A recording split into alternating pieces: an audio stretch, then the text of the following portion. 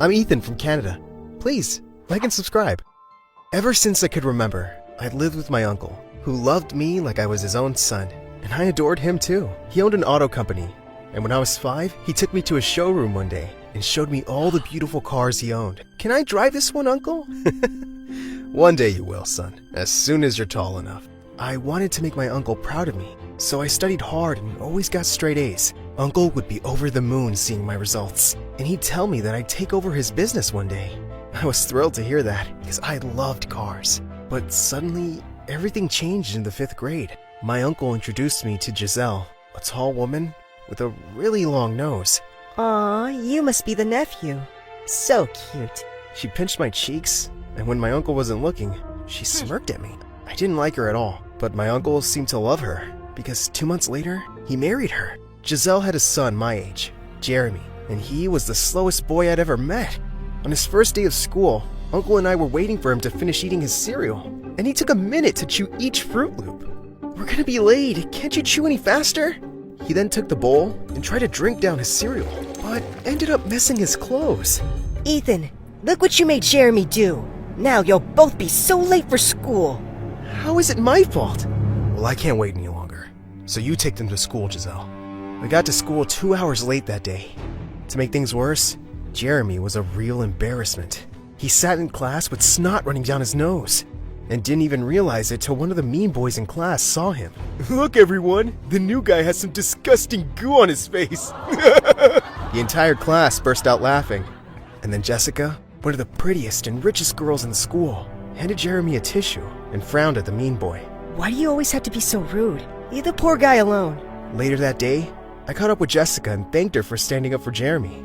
I just don't understand mean people. It's so much easier to be kind. Well, it's not easy for everyone. You're just one of the kindest people around. Thank you, Ethan. She kissed my cheek and ran off.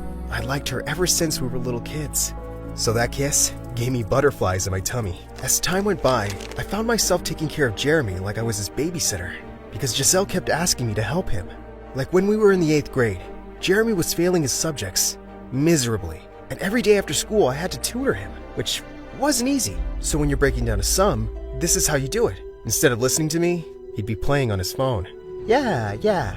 Can we please focus on homework right now? Oh yeah. What were you saying? He was a frustrating student, but I kept trying because I kind of felt sorry for him. Without some help, his future was doomed. But even though I made so much effort with Jeremy, Giselle never appreciated it and was always unpleasant with me. Like once at dinner, when I wanted a second helping of food, she looked at me like a witch. So greedy. You should feel lucky that you're even eating with us at the same table. What's that supposed to mean? You'll see one day. She would speak in such riddles often, but always when Uncle wasn't around. And then one day in the 10th grade, I came home to the worst news ever. Giselle told me that Uncle had been arrested for fraud. I just didn't believe it. My uncle was no criminal. But apparently he'd been stealing money from its biggest investor, and he was sentenced to jail for 10 years. I wanted to see him, but Giselle said only she had visiting rights as his wife. I was devastated, but Giselle seemed over the moon.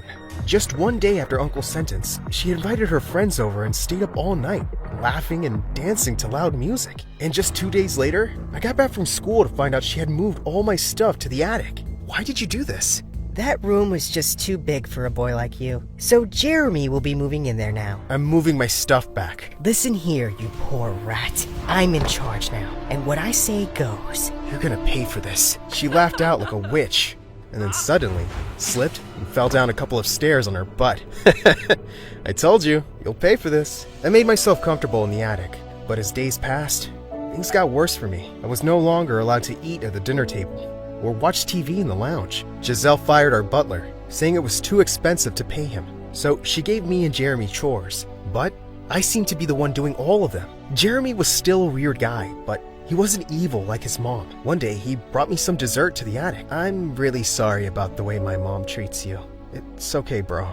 I won't live here forever, When I'm done with school, I'll leave and live my life. Giselle even stopped driving me to school, and Jeremy would roll down his car window and watch me walk till I was left far behind. I knew he felt bad, but I understood he wasn't strong enough to stand up for me. One day in 11th grade, I was walking to school when I noticed an old man fixing some broken down cars, and a sign next to him said that he was looking for a part-time assistant. Can I apply for this job? Oh, and what do you know about cars? Quite a lot. My uncle taught me everything. The old man tested me and was quite impressed by my knowledge. He hired me, and I was so happy because, of course, Giselle had stopped my allowance. One afternoon, he sent me to a rich man's house to fix his Ferrari. It was more like a palace. While I was fixing the car, I started getting hot, so I took off my shirt. Moments later, I heard giggling from behind a wall, and I peeked around and found Jessica there. Jessica, you live here? Yes, this is my house. You fix cars? She kept looking at my abs, and I could swear she was blushing slightly. Yeah, this is my part-time job. Cool. You want to take a break and have a soda with me? Yeah, that would be cool. I couldn't believe that I was at Jessica's house, hanging out with her. I had given up trying to speak with her ages ago because she was always surrounded by the most popular guys in school. I don't see you much in school these days. I'm usually at the library studying hard so that I can get a scholarship. You haven't changed a bit. You're still the same sweet nerd boy. Nerd boy? I did say sweet too. Come on, I want to show you something. She took me to a cottage at the back, which was a nursery for the plants and flowers. This is what I love doing, being around nature. Wow, this is amazing. But then suddenly, she screamed and practically jumped into my arms. What is it? A lizard! But that's part of nature, isn't it? I only love plants, not creepy crawlies. I laughed, picked up the lizard, and made it crawl away in a different direction. When I turned around, she was standing right behind me, and her face was so close to mine. My heart raced as I looked at her lips. But suddenly her dad called for her. As he saw us coming out of the cottage, he looked at me, sternly. I just couldn't stop thinking about Jessica. The next day when I saw her in school, my heart skipped a beat when she smiled at me. But then all of a sudden, Jeremy came up behind me. Hey, why is Jessica looking at you that way? I don't know, maybe she likes me. When I said that, Jeremy's expression changed. Well, that can't be, because I loved her since the day I joined this school. While Jeremy was talking about his feelings, Jessica suddenly approached me and asked if I'd help her with math during recess. I gladly said yes, but Jeremy glared at me like his mother. When I got home that day, Giselle called me to the living room. Her eyes were blazing. Jeremy tells me you stole his girlfriend. Who? Jessica? She's never been his girlfriend. I hear that your father's very rich. You're thinking of getting your hands on that pot of gold, aren't you? No, Giselle. Not everyone's a gold digger like you. How dare you talk to me like that? You're grounded, and I forbid you to see this girl. As long as you live under my roof, you'll live by my rules. This is not your roof. It's my uncle's.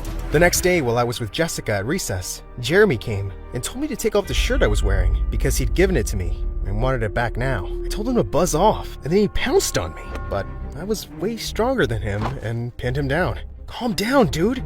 This is not who you are. You are not a monster like your mother. Maybe I am. And don't talk about my mother that way. I let him go, and he stormed off furiously. Hey, are you okay? I leaned forward and kissed her. Now I think I'll be okay. Jessica and I started seeing each other more often, and I didn't care about how Jeremy and his mother treated me. Soon it was the end of 12th grade, and prom was around the corner. I decided to surprise Jessica by turning up at her place with some flowers and asking her out to prom. But when I got there, I was shocked to find her in the living room with her dad, along with Jeremy and Giselle. What are you guys doing here? The question is, boy, what are you doing here? I'm here to ask my girlfriend to prom, sir. Are you sure you're at the right house?